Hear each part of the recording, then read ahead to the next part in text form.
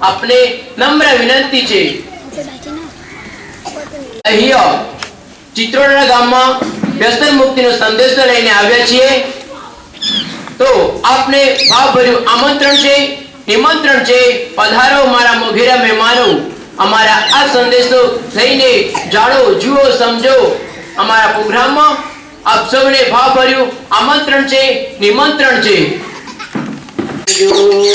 અટલો સંદેશો મારા રસીભાઈને કહેજો નાના ભાઈ સમાજી વિચારજો અટલો સંદેશો મારા રસીભાઈને કહેજો રીબાસે કાયા સુકાસે પાઈ શરીર રીબાસે પૂત્યોનો માર્ગ તમે પકડશો અચલો સંદેશો મારા રસીભાઈને કહેજો અચલો સંદેશ અમારા ભાઈ અમે તમારા આટલું જાણીને વ્યસન છોડો રે આટલું જાણી મારું નામ ભીખો ભીખો એટલે દિલ્હીનો બાદશાહ મુંબઈનો ડોન ભીખો ગામમાં પ્રવેશ કરે ને ત્યારે દુકાનો બંધ થઈ જાય ભીખાને લેવા માટે સ્પેશિયલ રિક્ષા ભીખો એટલે ડોન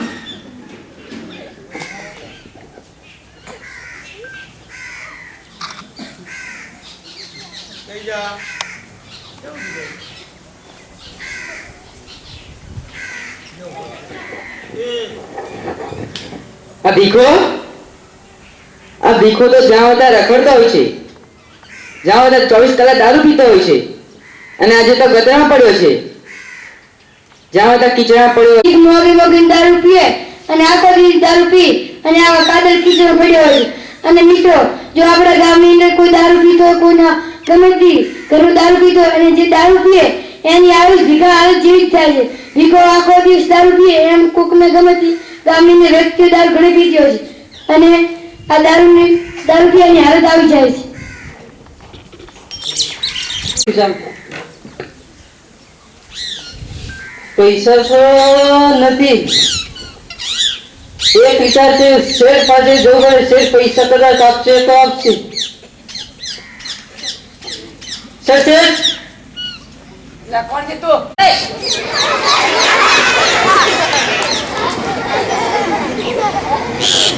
હાલો પોલીસ સ્ટેશન પોલીસ સ્ટેશન હું શેઠ બોલું છું શેઠ બોલો આ ભિખારી મારી દુકાનમાં આવીને ચોરી કરી અને તોડફોડ કરી છે અને મારે પૈસા ચોરી ગયા છે ભીખોનો દારૂ પીને ફરતો હોય હા ભીખો ગામનો તો એમ કરો હું આવી રહ્યો છું તમે એને રાખજો ત્યાં હા જલ્દી આવજો હા તે ચોરી કરી છે નહીં કરી સાહેબ આ શેઠ કેરા જૂઠું બોલે છે સાહેબ નહીં કરી આ શેઠ કેરા છે સાહેબ નહીં કરી શેઠજી શું ચોરી કરી છે હા સાહેબ સાહેબ નહીં કરી મેં હજુ જૂઠું બોલે છે સાહેબ નહીં કરી મેં સાચું બોલ સાચું બોલું નહીં બોલું ન કરી શેઠજી આ જૂઠું બોલે છે સાચું બોલે છે અરે જેલમાં લઈ જવું પડશે હા સાહેબ નહીં કરી મેં ચોરી હાથ બોલું છું તને હું કહું કે ચોરી કરી છે કે નથી કરી તારે કોઈ સાક્ષી ખરી છે સાક્ષી છે કોઈ હા સાહેબ શિક્ષક છે ગામમાં આ ભીખો દારૂ પીએ છે ચોરી કરે છે હા તે 24 કલાક દારૂ પીને પડ્યો હોય છે જ્યાં હોય ત્યાં કીચડ પડ્યો હોય છે અને તે ચોરી કરે તેની પર ભરોસો ના રાખી શકું તેથી હું એને કઈ સાક્ષી ના બની શકું જો ભીખા આ શિક્ષક પણ ના પાડ તો હજી તો જૂઠું બોલે બોલ સાચું બોલ હા સાહેબ નહીં કરતો આવું નહીં કરતો સાચું બોલ તને જેલમાં લઈ જવું પડશે નહીં કરતો આવું નહીં કરતો હવે છેલ્લી વાર તારે કોઈ સાક્ષી હોય તો કહી દે નકે તને જેલમાં લઈ જવું પડશે હા સાહેબ સરપંચને બોલાવો ગામના સરપંચ હા શેઠજી તમે સરપંચને બોલાવો હા સાહેબ કોણ આવ ગામના તમે સરપંચ તો આ ભીખે ચોરી કરી છે આ ભીખો આખો દિવસ દારૂ પી કરે ને એની હું સાક્ષી નહીં લઉં તો ચોરી કરે છે જો ભીખા તું જૂઠું બોલે છે સાચું બોલ હજે કોઈ સાચું બોલે આવું નહીં કરતો હું હવે તને જેલના સળિયા પાછળ જ ખસેડવો પડશે બોલ સાચું બોલ હવે તારો સાક્ષી કોઈ ના રાખો છે કોઈ સાક્ષી હોય? છેલ્લી વાર કહું છું તારે. સાહેબ છેલ્લો સાક્ષી છે. કોણ છે? અમારો પુત્ર છે. તારો પુત્ર? હા. શું તમે એના પુત્ર છો? હા હું આનો પુત્ર છું. એમ તો આ ચોરી તમારા બાપો કરે છે? હા મારા પિતા ચોરી કરે છે, દારૂ પીએ છે. જો ભીખા, તારો પુત્ર પણ કહે છે કે ચોરી કરે, તું જૂઠું બોલે છે? હા સાહેબ આવું નહીં કરતો, હું આવું નહીં કરતો.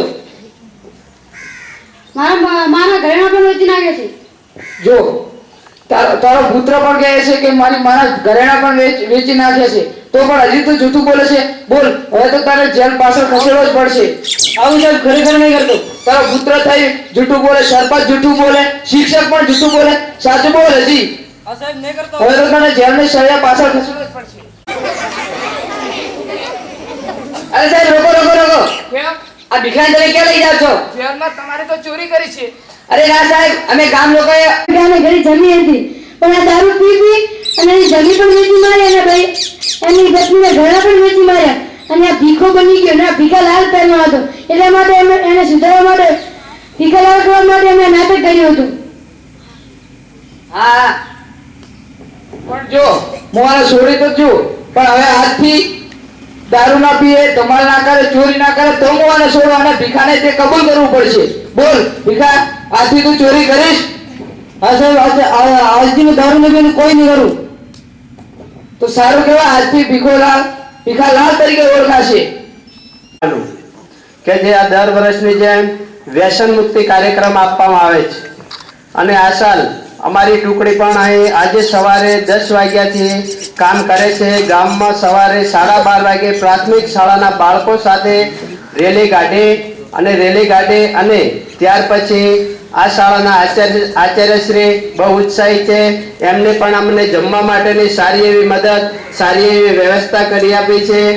અને અત્રે અહીં અમારા લોકનિકેતનમાંથી સુપરવાઇઝર તરીકે અમારા કોલેજના પ્રિન્સિપાલ શ્રી વધાર્યા છે, તો આપણને વ્યસન મુક્તિ વિશેથી વાકેફ કરશે તેમને હું વિનંતી કરું છું. જય હિન્દ, જય ભારત. હમણાં જ ભાઈઓએ સરસ મજાનું એક નાનકડું ખ્યાલ આવે કે આપણા ઘરની અંદર આપણા માતા પિતા છે, મોટા ભાઈ છે, એ લોકો આવા નાના નાના વ્યસનો કરતા હોય છે. એ વ્યસનો ખાસ કરીને તમાકુ જેમાં આવે છે, એવા ગુટકા, તમાકુ ખાય છે, પાન ખાતા હોય છે, બીડી પીએ છે, ચીકણી સૂંઘતા હોય છે, કે દાંતે દેતા હોય છે. આવું બધું આપણા ઘરમાં થાય છે. એના કારણે કેન્સર થતું હોય છે. અને કેન્સર થયું એટલે કેન્સર એટલે ભગવાનના ઘરે જલ્દી જવાનો પરવાનો મળી જાય.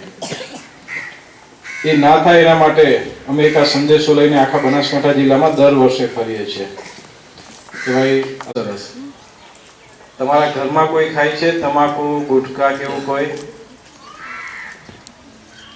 કહું ચાલ હોય જ ના હોય બને નહીં. હશે હા હા બરોબર. એમાં સાચું કહેવાનું આપણે, એમાં શું વાંધો? હે હમણાં આટો મારું ગામમાં, કેટલી પડીકી છે, દરવાજાની બહાર જ પડીકી તો જોવા મળે. ખરી ખરું માં કેટલો બધો ખર્ચ થાય છે ખબર છે તમને? ગણી શકો છો તમે?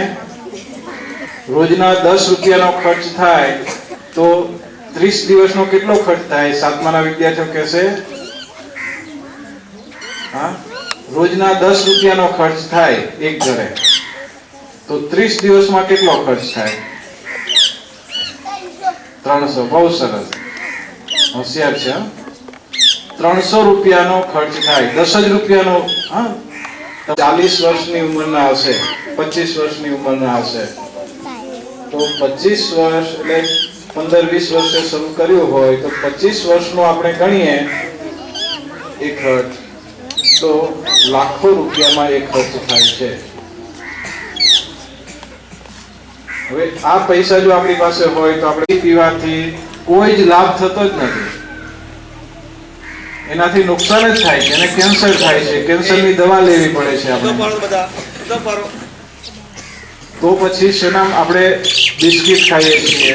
ખાવ છો ને તમે? બિસ્કિટ ખવાય, પછી સિંગ ખવાય, ચણા ખવાય, બરોબર? બીજું શું ખવાય? તમે ભણો છો ને એમાં ક્યાંય લખ્યું છે કે તમાકુ ખાજો એવું? આવતું જ નથી. જો તમાકુથી